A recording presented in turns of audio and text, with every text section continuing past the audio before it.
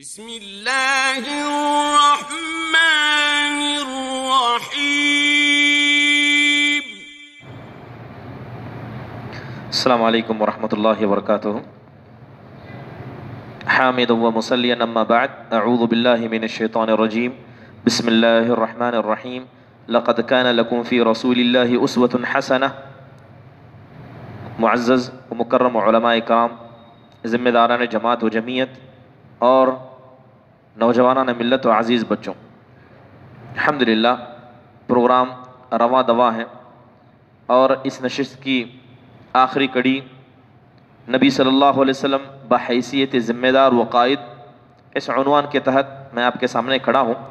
باذن اللہ تعالی مختصر وقت میں کچھ بنیادی باتیں آپ کے سامنے رکھی جائیں گی۔ اللہ سے دعا ہے کہ اللہ تبارک و تعالی ہم سب کو عمل کی توفیق دے اور نبی صلی اللہ علیہ وسلم کی سیرت سے ہمیں فائدہ پہنچائے، اور جو اسوہ اور نمونہ جو شریعت کے اندر نبی صلی اللہ علیہ وسلم کی شریعت سے قرآن و حدیث کے احکام سے بتایا جاتا ہے، ہم میں سے ہر شخص کو اپنی زندگی میں اسے نافذ کرنے کی توفیق نصیب فرمائے، آمین۔ برادران اسلام، اللہ تبارک و تعالیٰ نے نبی صلی اللہ علیہ وسلم کو ہمارے لیے نمونہ بنایا ہے کہ آپ علیہ الصلاۃ والسلام ہمارے لیے ایک آئیڈیل ہیں۔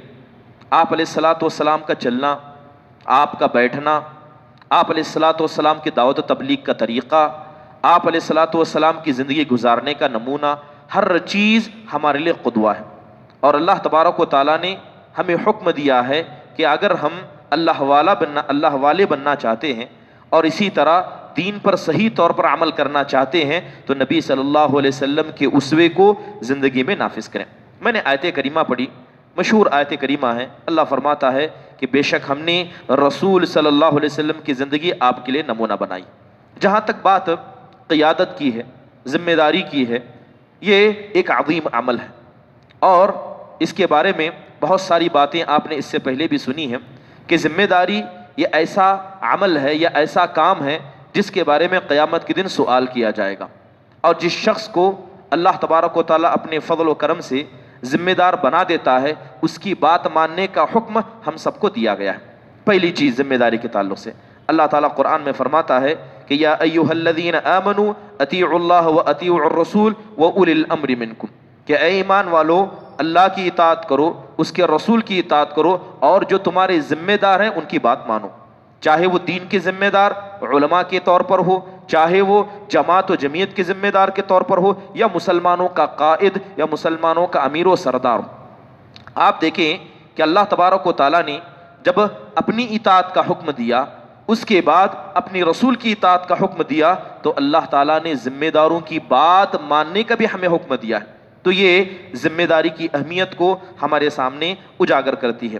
نبی صلی اللہ علیہ وسلم حدیث میں اسی ذمہ داری کے تعلق سے فرماتے ہیں کہ اگر 2 سے بڑھ کر 3 لوگ ایک جگہ اکٹھا ہوں اور وہ کوئی بھی کام کرنے کا ارادہ کرتے ہوں تو اللہ کے نبی کا حکم ہے کہ وہ 3 میں ایک انسان کو ذمہ دار بنائے۔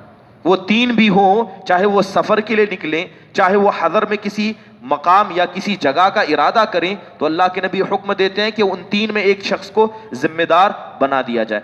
آپ علیہ الصلاۃ والسلام فرماتے ہیں کہ اذا خرج 3 فی سفر فلیؤمر احدهم، کہ اگر 3 ایک ساتھ سفر میں نکل جائیں تو ضروری ہے کہ ان میں سے ایک شخص کو ذمہ دار بنا دیا جائے۔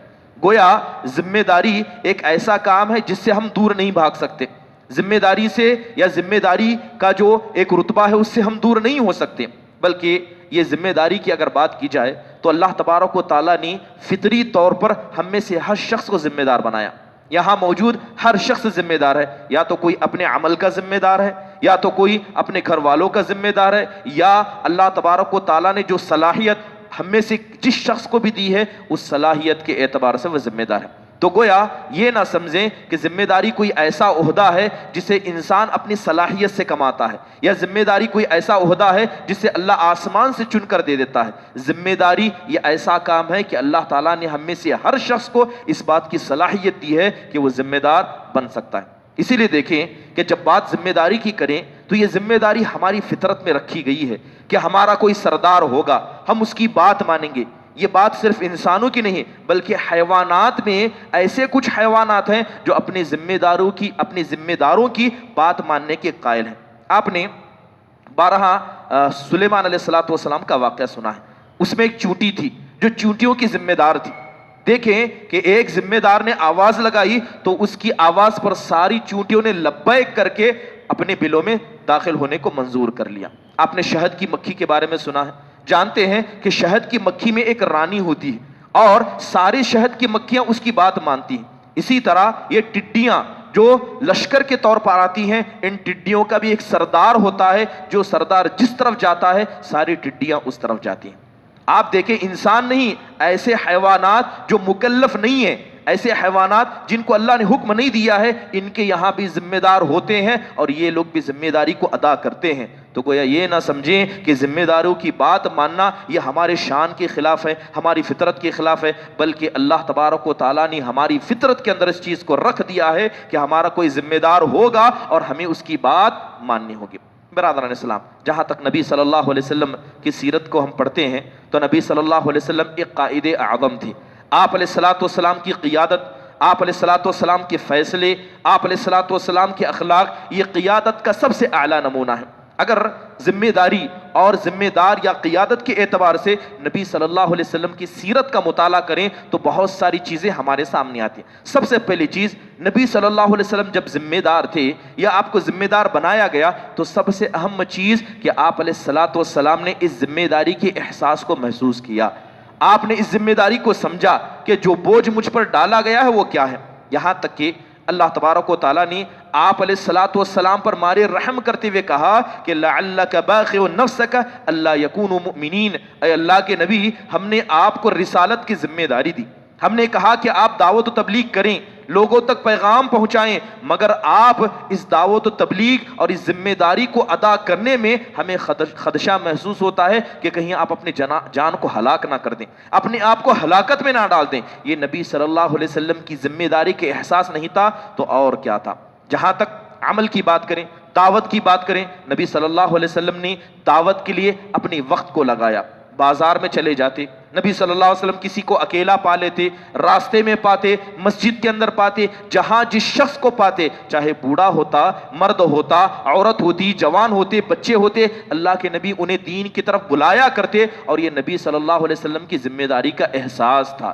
یہاں تک کہ جب موسم آتا, حج و عمرے کا موسم آتا, تو جیسے ہی بہت سارے قبیلے مکہ پہنچتے تو اللہ کے نبی ان کی طرف جایا کرتے. حدیث کے اندر آتا ہے کہ رات میں ایک قافلہ مکے قریب اترا. نبی صلی اللہ علیہ وسلم کو پتا چلا کہ رات میں مکہ کے ایک دور حصے میں قافلہ اترا ہے. رات میں نبی صلی اللہ علیہ وسلم تیار ہو گئے کہ ایسی جگہ جاؤں اور انہیں اللہ کی طرف بلاؤں.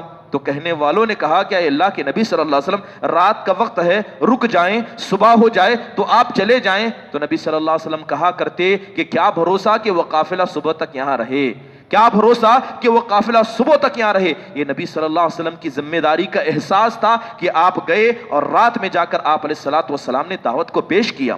آپ سوق ذی المجاز میں جاتے اور اللہ کی طرف بلاتے. آپ کے پیچھے ایک شخص لگا رہتا, پتھر مارتا اور کہتا کہ لوگوں, یہ جو انسان تم سے کہتا ہے یہ جھوٹا ہے, یہ جھوٹا ہے. اور وہ شخص کون تھا؟ آپ کا چچا ابو لہب تھا.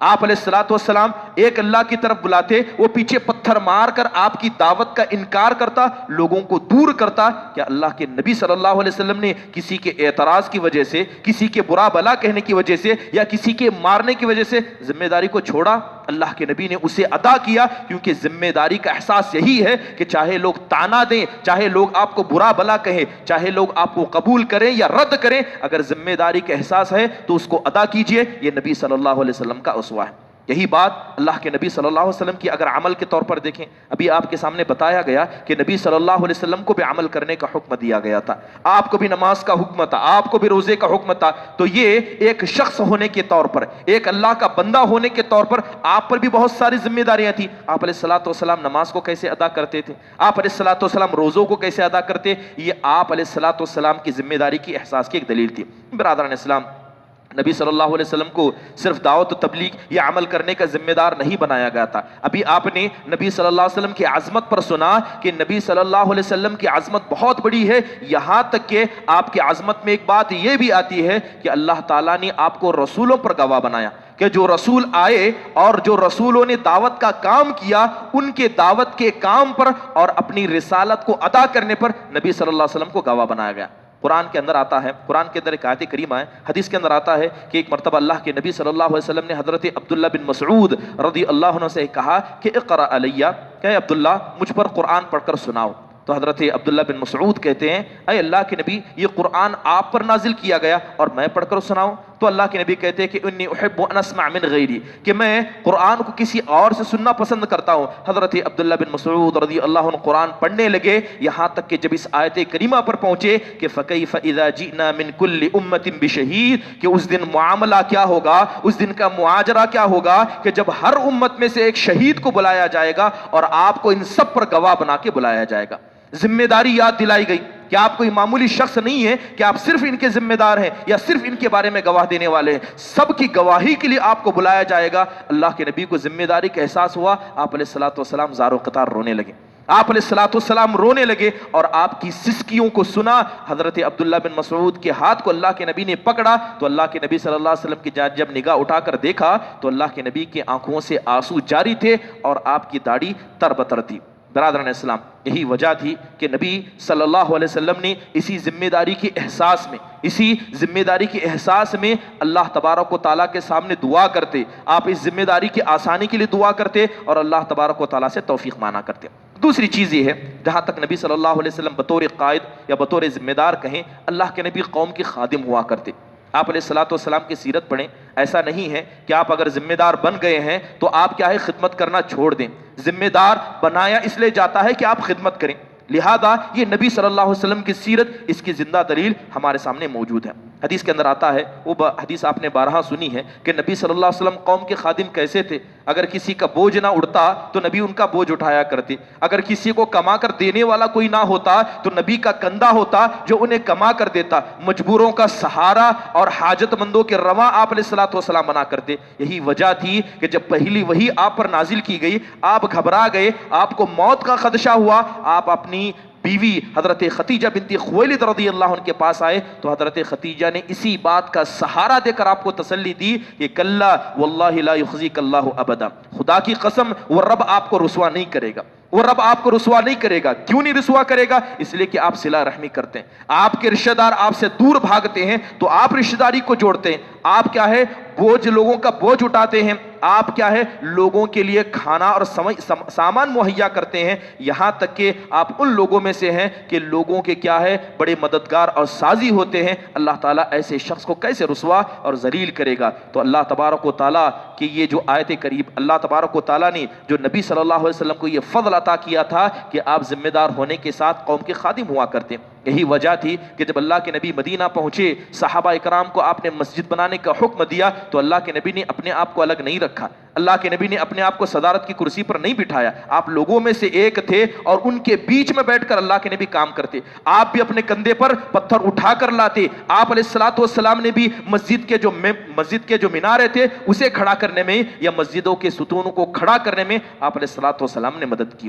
آسمان تو ایک جانب سے حملہ ہوتا ہے، خندق کھودنے کا واقعہ پیش آتا ہے، خندق صحابہ نے کھودا تو نبی صلی اللہ علیہ وسلم ان کے بیچ میں تھے، آپ نے بھی اسی طرح پیٹ پر پتھر باندھے تھے جس طرح صحابہ نے مارے بھوک کے پیٹ پر پتھر باندھے تھے۔ بات یہاں پر ختم نہیں ہوتی ہے، بلکہ اللہ کے نبی صلی اللہ علیہ وسلم نے جس طرح قوم کی خدمت کی، آپ نے قوم کی خدمت کرنے کا حکم دیتے ہوئے فرمایا کہ خیر الناس انفعهم للناس، کہ لوگوں میں سب سے اچھا ہے جو لوگوں کے لیے فائدہ مند ہے۔ یہاں پر نہ عہدے کی بات ہے، نہ رتبے کی بات ہے، نہ جاہ و جلال کی بات ہے، لوگوں میں سب سے اچھا اللہ کے نزدیک وہ ہے جو لوگوں کے لیے سب سے زیادہ فائدہ مند ہو۔ اور اللہ کے نبی کہتے ہیں واللہ فی عون العبد ما کان العبد فی عون اخیہ، کہ اللہ اس بندے کی مدد میں لگا رہتا ہے جب تک بندہ اپنے بھائیوں کی مدد میں لگا رہتا ہے۔ برادران اسلام، تو یہ نبی صلی اللہ علیہ وسلم کی بطور قائد یا بطور ذمہ دار یہ دوسری صفت تھی کہ آپ کے قوم کے خادم تھے۔ تیسری چیز یہ ہے کہ نبی صلی اللہ علیہ وسلم بطور ذمہ دار ایک متواضع شخصیت تھے۔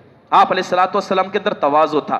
جب ذمہ داری ملنے کے بعد آپ علیہ الصلوۃ والسلام نے اپنے آپ کو بہتر، لوگوں کو کمتر نہیں سمجھا، بلکہ اللہ کے نبی نے ان کے بیچ میں سے اپنے آپ کو ایک سمجھا۔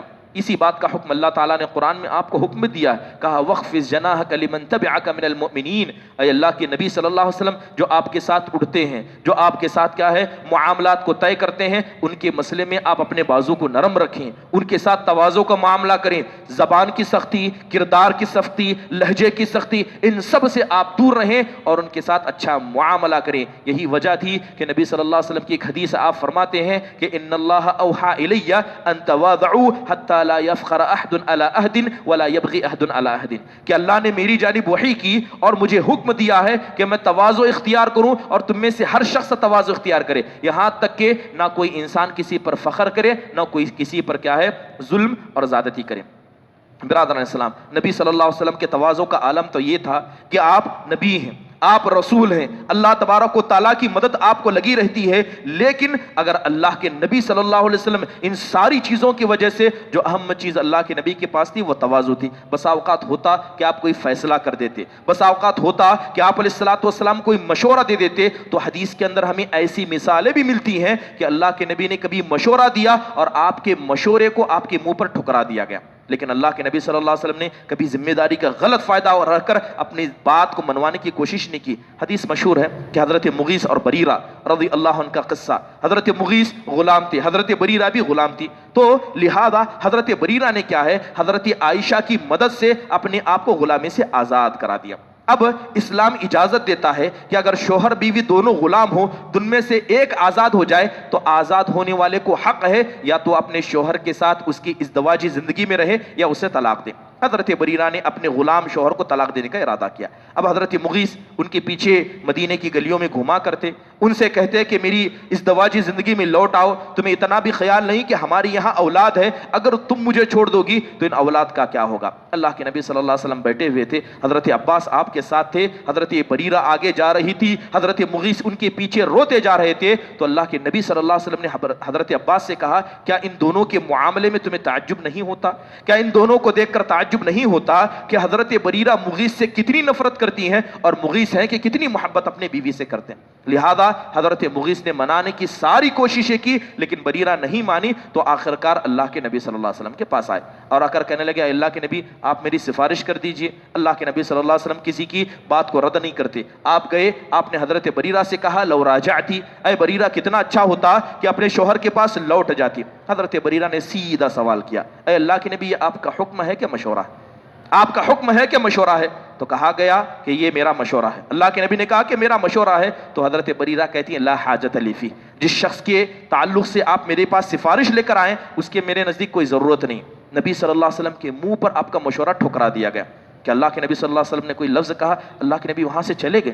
یہ ہوتا ہے تواضع، کہ اگر آپ کے سامنے آپ کے مشورے کو ٹھکرا دیا جائے تو چہرے پر شکن تک نہ لائے لوٹ جانا، اسے کہتے ہیں تواضع۔ اور یہ نبی صلی اللہ علیہ وسلم کی ایک اہم صفت تھی، جبکہ آپ ذمہ دار تھے، ان کو دین سکھانے والے، ان کی آخرت کو بنانے والے ذمہ دار تھے، دنیا کے نہیں بلکہ آخرت کے مسئلے میں آپ علیہ الصلوۃ والسلام ان کے ذمہ دار تھے، لیکن اللہ کے نبی صلی اللہ علیہ وسلم کا تواضع تھا۔ یہی وجہ تھی کہ اللہ کے نبی نے کبھی اپنے آپ کے لیے ایک سٹیج نہیں مانگا، جیسے کہ سلف صالحین کہا کرتے کہ اگر کوئی آدمی نبی صلی اللہ علیہ وسلم کی مجلس میں آتا جس نے آپ کو کبھی نہیں دیکھا، پہلی مرتبہ آتا، تو وہ سوال کرنے پر مجبور ہو جاتا کہ ایکم فیکم محمد، کہ اتنے سارے بیٹھے ہیں ان میں سے محمد صلی اللہ علیہ وسلم کون ہے؟ کبھی آپ الگ سے نہیں بیٹھا کرتے، جیسے جس سمت جس جانب لوگ بیٹھتے آپ انہی میں سے ایک رہتے، یہاں تک کہ پہلی مرتبہ آنے والا پوچھتا کہ آپ میں محمد صلی اللہ علیہ وسلم کون ہے۔ غزوہ بدر کا موقع تھا، غزوہ بدر کا موقع تھا، اللہ کے نبی صلی اللہ علیہ وسلم نے لڑنے کا ارادہ کیا، نبی صلی اللہ علیہ وسلم نے حضرت ابو سفیان کے قافلے کو پکڑنے کا ارادہ کیا، لڑائی کا غرض مقصد تو تھا نہیں، لہذا مسلمانوں کے پاس سواریاں کم تھیں، جتنی سواریاں تھیں اللہ کے نبی نے انہی سواریوں کو مسلمانوں میں بانٹ دیا، لہذا ایک اونٹ میں تین لوگوں کا حصہ آیا، گویا ایک اونٹ پر سوار ہو کر 3 لوگ کہاں جائیں گے؟ بدر کے مقام تک پہنچیں گے۔ جب اللہ کے نبی کی باری آئی، اللہ کے نبی نے سب کے جیسا اپنا بھی حصہ لگایا، آپ کے حصے میں حضرت علی اور حضرت ابو لبابہ آ گئے، قافلہ چلنے لگا، جیسے ہی قافلہ چلنے لگا اللہ کے نبی نے کہا کہ کون پہلے سوار ہوگا؟ تو حضرت علی کہتے ہیں اے اللہ کے نبی صلی اللہ علیہ وسلم آپ ہمارے نبی ہیں، رسول ہیں، آپ سے محبت ہے، ہم کیسے گوارا کریں گے کہ آپ پیدل چلیں اور ہم اونٹ پر سوار ہو جائیں؟ اے اللہ کے نبی یہاں سے لے کر بدر تک پہنچنے تک آپ سوار چلیے، ہم پیدل چلیں گے۔ اللہ کے نبی صلی اللہ علیہ وسلم کا تواضع دیکھیے، اللہ کے نبی کہتے ہیں کہ جہاں تک بات اونٹ پر بیٹھنے کی ہے، ما انتما اقوا منی، اونٹ پر اس شخص کو بیٹھنا چاہیے جو کمزور ہے، جو طاقتور ہے وہ چلے، جہاں تک بات طاقت کی ہے تو تم دونوں مجھ سے زیادہ طاقتور نہیں ہو، ولا اغنی عن الاجر عنکما، اور جس طرح پیدل چل کر تم اللہ تعالیٰ کے دین میں ثواب کمانا چاہتے ہو، اس ثواب سے میں بھی بے نیاز نہیں ہوں، تمہیں بھی ثواب کی ضرورت ہے تو مجھے بھی ضرورت ہے۔ اللہ کے نبی پیدل چلتے رہے، کبھی سوار ہوتے رہے، اللہ کے نبی نے اپنے لیے الگ نہ کرسی مانگی، نہ صدارت کی کرسی مانگی، اور نہ کوئی اور طریقہ اختیار کیا۔ یہ نبی صلی اللہ علیہ وسلم کا بطور قائد تواضع کی زندہ مثال ہے۔ برادران اسلام، اسی لیے شاعر کہتا ہے کہ جو انسان تواضع اختیار کرتا ہے وہ اس جگہ پہنچ جاتا ہے جہاں کوئی انسان نہیں پہنچتا۔ شاعر کہتا ہے کہ تواضع تکن کالنجم لا حال ناظر على صفحات الماء وهو الرفيع ولا تكن كالدخان يعلو بنفسه على طبقات الجو وهو وضيع۔ کہتے ہیں کہ تواضع اختیار کرو، اس چاند کے جیسے بن جاؤ گے، تواضع اختیار کرو، اس چاند کے جیسے بن جاؤ گے جو ہوتا تو اوپر ہے لیکن جب پانی میں دیکھا جائے تو پانی کے اندر نظر آتا ہے۔ چاند کیا ہے؟ ہوتا تو آسمان میں ہے لیکن جب پانی میں چاند کو دیکھتے ہیں تو وہ نیچے نظر آتا ہے۔ تواضع بنو تو ایسے بنو، اس دھوئیں کی طرح نہ بنو جو اپنے آپ کو آسمان میں بلند کرتا ہے اور آسمان میں جانے کے بعد ضائع ہو جاتا ہے۔ تو یہ تواضع کا فائدہ ہے، اور یہ نبی صلی اللہ علیہ وسلم کی اہم خاصیت تھی کہ اللہ کے نبی صلی اللہ علیہ وسلم بطور ذمہ دار ایک متواضع شخصیت ہے۔ برادران اسلام، نبی صلی اللہ علیہ وسلم صدق کے پیکر تھے، آپ علیہ الصلوۃ والسلام ذمہ دار بھی تھے، آپ ایک قائد بھی تھے تو سچے تھے، یہاں تک کہ لوگ زمانے جاہلیت میں آپ علیہ الصلوۃ والسلام کو الصادق الامین یعنی سچا اور امانت دار کہا کرتے تھے۔ یہاں تک کہ حدیث کے اندر آتا ہے کہ جب صحابہ اکرام کی ایک جماعت ہجرت کر کے ہرقل بادشاہ کے پاس پہنچی تو ابو سفیان نے قافلے کو روانہ کیا، خود گئے تاکہ وہاں سے ان لوگوں کو واپس لایا جائے جو ہجرت کر کے گئے تھے۔ تو ہرقل بادشاہ نے بہت ساری چیزوں کا سوال کیا، جیسے ابھی آپ نے سنا، ان میں سے ایک سوال نبی صلی اللہ علیہ وسلم کی سچائی کے بارے میں بھی تھا۔ تو ہرقل نے پوچھا، هل کنتم تتہمونہ بالکذب، یہ نبی جس نے نبوت کا دعویٰ تمہارے پاس آ کر کیا ہے، کیا اس سے پہلے تم ان پر جھوٹ کا الزام لگاتے تھے؟ تو لوگوں نے کہا کہ نہیں، کہ ہم نے کبھی ان کو جھوٹ بولتے ہوئے نہیں پایا۔ تو ہرقل کہتا ہے کہ جب یہ دنیا کے مسئلے میں جھوٹ نہیں بول سکتا تو تم نے کیسے تصور کیا کہ یہ اللہ کے مسئلے میں جھوٹ بولے گا؟ تو یہ سچائی نبی صلی اللہ علیہ وسلم کی تھی، اور بطور قائد یہ آپ علیہ الصلوۃ والسلام کی شخصیت تھی۔ نبی صلی اللہ علیہ وسلم ایک شجاع شخص تھے، ایک ذمہ دار ہونے کے ناطے ایک بہادر شخص تھے، یہاں تک کہ حدیث کے اندر آتا ہے کہ کننا اذا اشتد بنا البأس اتقینا برسول اللہ، کہ جب ہم پر کوئی مصیبت آ جاتی ہم گھبرا جاتے تو اللہ کے نبی کے پیٹھ کے پیچھے آ کر ہم پناہ لیا کرتے، ہم اللہ کے نبی صلی اللہ علیہ وسلم کو سہارا بنا کر پیچھے ہٹ جایا کرتے، کیونکہ نبی صلی اللہ علیہ وسلم بہادری کی ایک زندہ مثال تھے۔ وہ حدیث آپ نے بارہا سنی ہوگی کہ مدینہ کے اندر ایک مرتبہ تیز چیخ آئی، صحابہ کی جماعت اکٹھا ہوئی اور کہنے لگے کہ چلو ہم جا کر دیکھتے ہیں کہ یہ چیخ آخر کس چیز کی ہے۔ جب صحابہ کی ایک جماعت وہاں جا رہی تھی تو کیا دیکھتے ہیں کہ اللہ کے نبی صلی اللہ علیہ وسلم ان سے پہلے سبقت لے گئے ہیں، آپ واپس آ رہے ہیں اور کہہ رہے ہیں کہ چلو کوئی بات نہیں، معاملہ سب کچھ بہتر ہے اور کب سب کچھ صحیح ہے۔ تو یہ نبی صلی اللہ علیہ وسلم کی شخصیت تھی بطور قائد اور بطور ذمہ دار۔ اس کے علاوہ نبی صلی اللہ علیہ وسلم کی شخصیت میں بطور قائد اور بطور ذمہ دار آتی ہے کہ آپ علیہ الصلوۃ والسلام کے پاس حکمت عملی تھی، آپ علیہ الصلوۃ والسلام بڑے دور اندیش تھے، اور یہ نبی صلی اللہ علیہ وسلم کی سیرت کا ایک درخشہ پہلو ہے۔ اگر نبی صلی اللہ علیہ وسلم کی حکمت کی بات کریں تو نبی صلی اللہ علیہ وسلم اتنے حکیم و دانا تھے کہ آپ معاملے کی جڑ تک پہنچنا پسند کرتے ہیں۔ حدیبیہ کا واقعہ مشہور ہے کہ حدیبیہ کے مقام پر جب نبی صلی اللہ علیہ وسلم عمرے کی غرض سے نکلے، مدینہ سے نکلے، آپ علیہ الصلوۃ والسلام اور صحابہ احرام کی حالت میں حدیبیہ کے مقام پر پہنچے تو مشرکوں نے آپ کو روک دیا اور بہت سارے باقاعدے اور بہت سارے شروط لگا دیے۔ گویا ظاہر پہ یہ پتا چلتا تھا کہ مسلمان دب کر صلح کر رہے ہیں، مسلمان ڈر کر صلح کر رہے ہیں، یہاں تک کہ حضرت عمر رضی اللہ عنہ جیسی شخصیت اس فیصلے سے راضی نہیں تھے۔ کبھی حضرت ابوبکر کے پاس جاتے اور کہتے کیا ہم حق پر نہیں ہیں؟ یہ نبی جو ہمارے ساتھ ہیں کیا یہ حق پر نہیں ہے؟ کیا اللہ کی ذات حق پر نہیں ہے؟ جب سب حق پر ہے تو دب کر صلح کرنے کی ضرورت کیا ہے؟ تو حضرت ابوبکر کہتے کہ اگر یہ فیصلہ نبی نے کیا ہے تو نبی سے بڑھ کر یہاں ہمارے یہاں کوئی فیصلہ کرنے والا نہیں ہے۔ حضرت ابوبکر عمر کو سمجھایا کرتے، نبی صلی اللہ علیہ وسلم نے فیصلہ کیا اور اللہ کے نبی وہیں سے واپس چلے گئے، لیکن نبی صلی اللہ علیہ وسلم کی حکمت عملی یہ تھی کہ آئندہ سال اگر آپ علیہ الصلوۃ والسلام اس سال زبردستی سے یا یہ کہے کہ کافروں کے شرطوں کا انکار کر کے اس سال عمرہ کرنے بھی جاتے تو نبی صلی اللہ علیہ وسلم نہ اس طریقے سے دعوت کر پاتے جس طرح آپ واپس جانے کے بعد دوبارہ آئے اور دوبارہ دوبارہ آنے کے بعد اس کا واضح نتیجہ فتح مکہ کے طور پر دیکھا گیا۔ یہ نبی صلی اللہ علیہ وسلم کی حکمت عملی تھی۔ منافقین آپ کے پیچھے نماز پڑھتے تھے، آپ کو پتا تھا، اور آپ نے اپنے صحابی حذیفہ بن یمان کو منافقوں کے نام لے لے کر بتائے تھے کہ یہ منافق ہے، یہ منافق ہے۔ اللہ کے نبی نے انہیں کیوں چھوڑا؟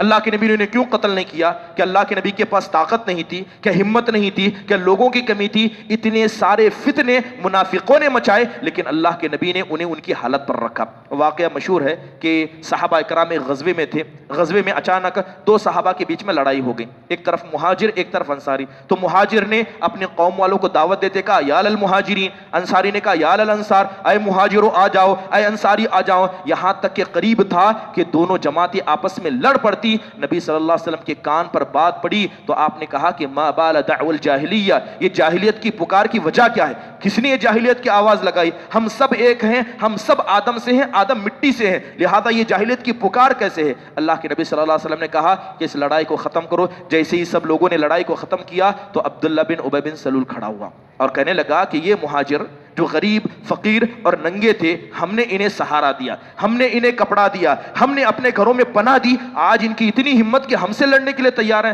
کہنے لگا کہ ہم عزت دار جب مدینہ پہنچیں گے تو ان ذلیلوں کو مدینہ سے نکال دیں گے۔ اللہ نے اس کے اس لفظ کو قرآن میں ذکر کیا، اللہ نے اس کے لفظ کو قرآن میں ذکر کرتے ہوئے کہا کہ لَنُخْرِجَنَّ الْأَعَزُّ مِنْهَا الْأَذَلَّ، کہ جب مدینہ پہنچیں گے تو ان ذلیلوں کو ہم نکال دیں گے۔ حضرت عمر کو یہ بات برداشت نہ ہوئی، تلوار کھینچ کر کہنے لگے اے اللہ کے نبی اجازت دیں، ابھی میں اس کی گردن مار دیتا ہوں۔ اللہ کے نبی نے کہا کہ جانے دو، میں نہیں چاہتا کہ لوگ یہ کہیں کہ اللہ کے نبی اپنے ہی ساتھیوں کو قتل کرتے ہیں، اللہ کے نبی اپنے ہی ساتھیوں کو قتل کرتے ہیں۔ معاملہ کیا ہے؟ غور کریں کہ نبی صلی اللہ علیہ وسلم کی دور اندیشی، آپ ایک داعی تھے، آپ نہیں چاہتے تھے کہ ایک چھوٹا سا دھبا بھی آپ علیہ الصلوۃ والسلام کی شخصیت پر لوگ غلط طریقے سے لگائیں۔ آپ نے فتنے کو برداشت کیا، ان کی تکلیف کو برداشت کیا، ان کے غلط الفاظ کو برداشت کیا، اور آپ نے بطور حکمت عملی انہیں اپنے ساتھ رکھا اور انہیں کوشش کی کہ ان کی فتنوں کو کسی طرح ہو نرمی سے دبایا جائے۔ یہاں تک کہ وہ حدیث بھی مشہور ہے، یہ نبی صلی اللہ علیہ وسلم کی حکمت تھی کہ اللہ کے نبی صلی اللہ علیہ وسلم ہر قسم کے الزام سے بچنے کی کوشش کیا کرتے ہیں۔ ایک مرتبہ اللہ کے نبی صلی اللہ علیہ وسلم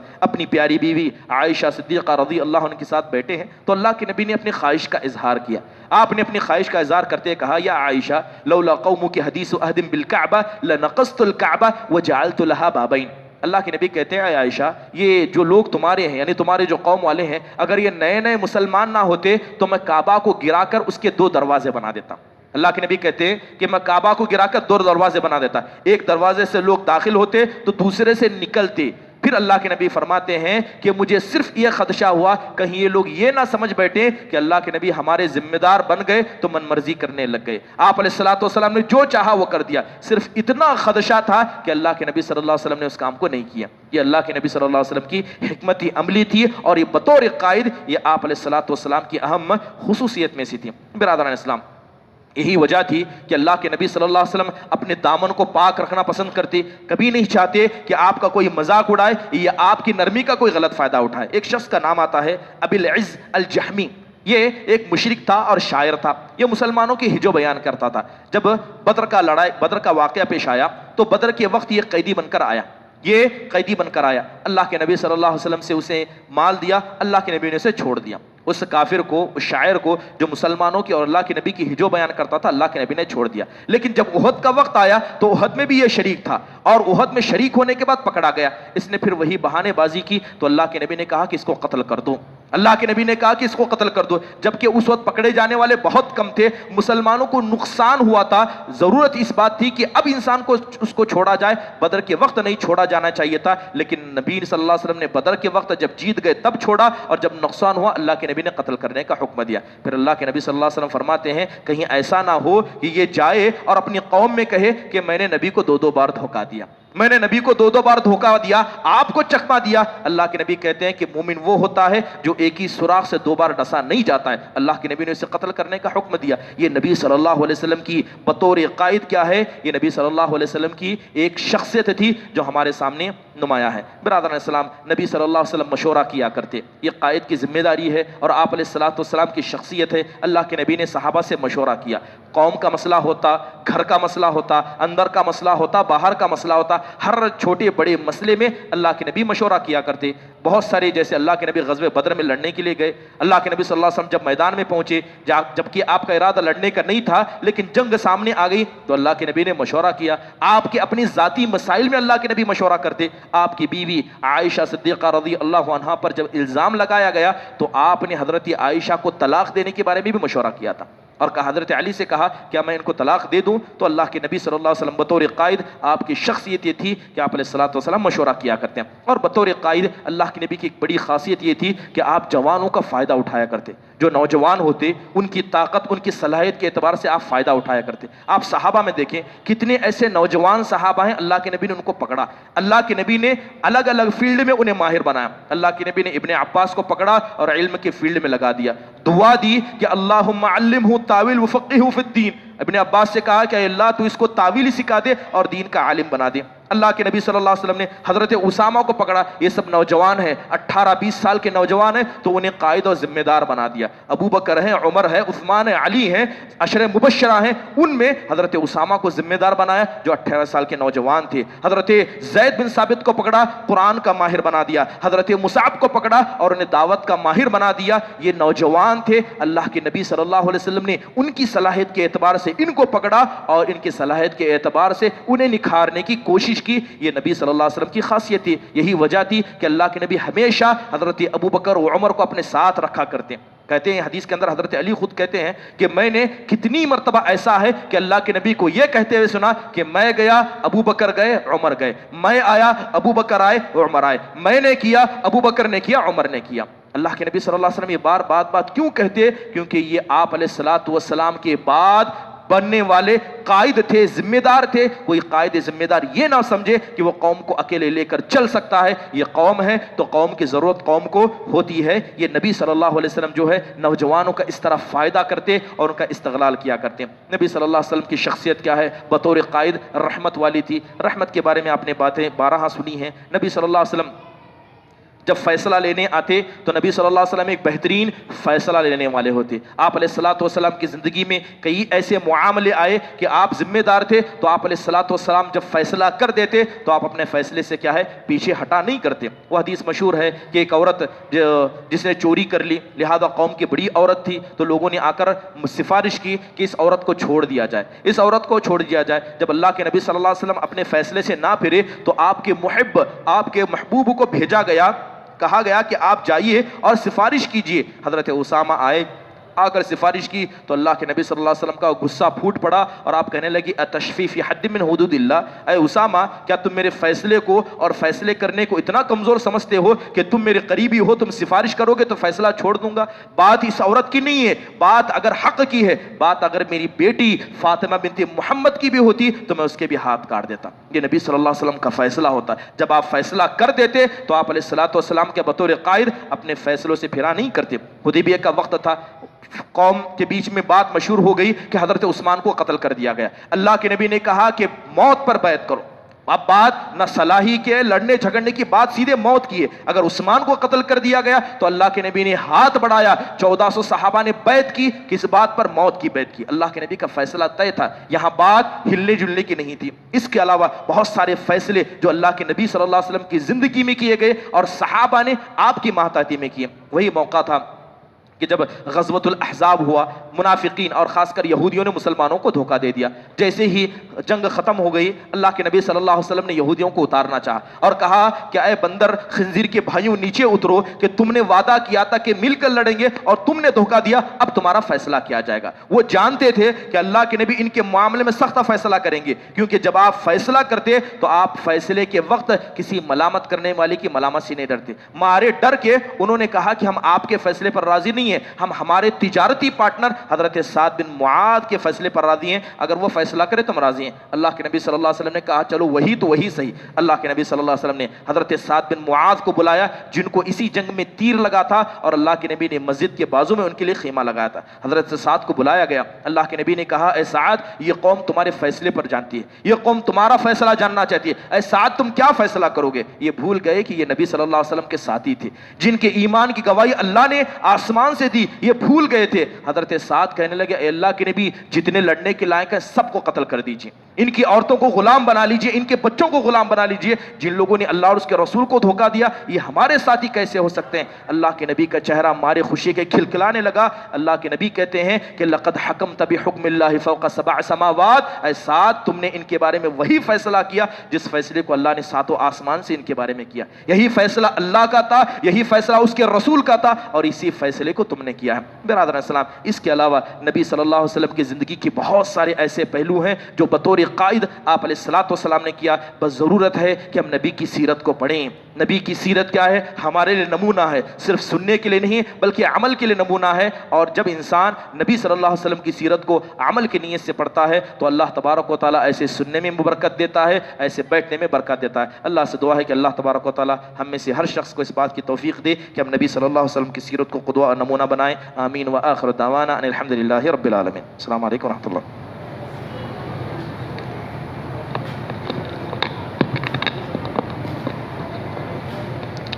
السلام علیکم ورحمۃ اللہ وبرکاتہ. ماشاء اللہ فضیلت الشیخ وسیم جامعی مدنی حفظہ اللہ نے بہت ہی بہترین انداز میں آپ صلی اللہ علیہ وسلم بحیثیت ذمہ دار و قائد کی جو صفات تھیں جو مدلل انداز میں آپ حضرات کے سامنے پیش کیا ہے. اللہ سے دعا کریں کہ اللہ رب العالمین وہی صفات ہمارے ذمہ داران اور جہاں کہیں جو کوئی ذمہ دار ہوں اللہ تعالیٰ امت محمدیہ کی ذمہ داروں میں